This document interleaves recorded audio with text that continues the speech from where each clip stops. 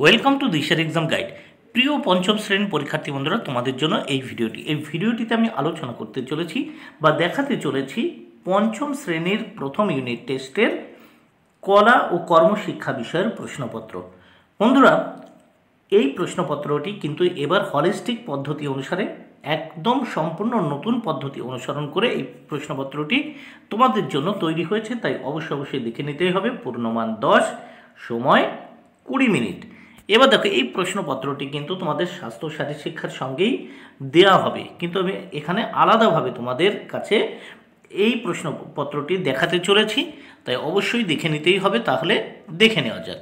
প্রথমে এখানে এক দাগে কি বলেছে, নিজের খুশি মতো ছবি এঁকে রং করো।